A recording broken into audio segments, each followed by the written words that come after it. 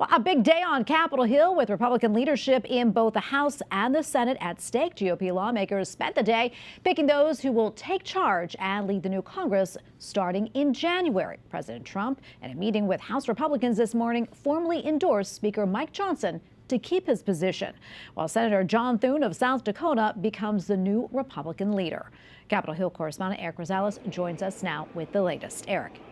Good evening, Tracy. Yes, let's start with the Senate leadership elections that took place. It took a couple of hours and 2 ballots, but Republican senators picked John Thune to be the Senate GOP leader. He is a 4-term lawmaker from South Dakota and former Republican whip. He takes over from Mitch McConnell, who is stepping down after a record 18 years as leader.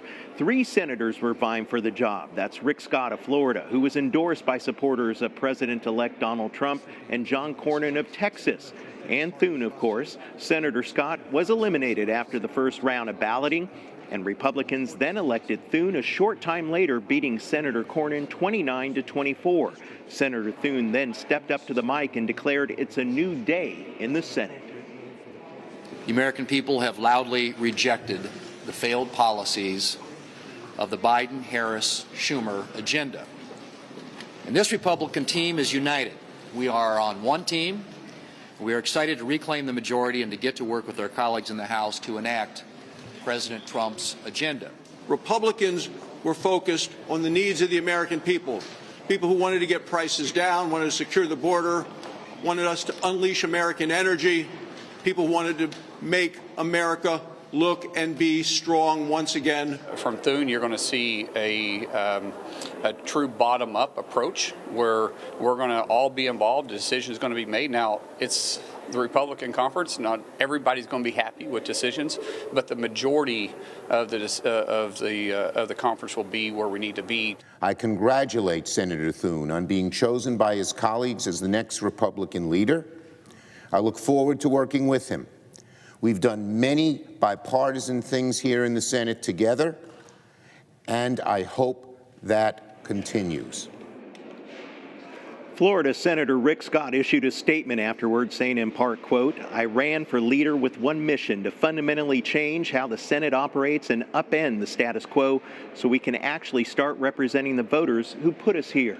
Senator Thune says the filibuster, which allows the minority party to stop a bill in the Senate, will remain. I did ask Senator Thune's staff about the concerns that several conservative Republicans had, wondering if their views will fall on deaf ears. Now, the Senate staff told me that Leader Thune is dedicated to implementing the agenda of President-elect Donald Trump, and all voices will be heard. Then I followed up with another question. When are we going to start to see the mass deportations of illegal migrants? His press secretary told me that the border is one of the issues that got President Trump reelected, and that's a priority for all Republicans in Congress, and come January, changes will take place, allowing for the president's agenda to get done. As for the Republican-controlled House, as Tracy mentioned, House Speaker Mike Johnson will in fact be Speaker again. The big question is who's going to replace Elise Stefanik as conference chair? Voting is expected later tonight, and I've learned that the president-elect has offered Congressman Matt Gaetz to serve as the U.S. Attorney General, a man Trump says is focused on achieving desperately needed reform in the Department of Justice. However, Gaetz is currently under investigation for a number of ethics violations. If confirmed, those investigations would go away. But even some Republican senators I've talked to said that he is not going to get their vote, and they're calling the appointment controversial. At the Capitol, Erik Rosales, EWTN News Nightly.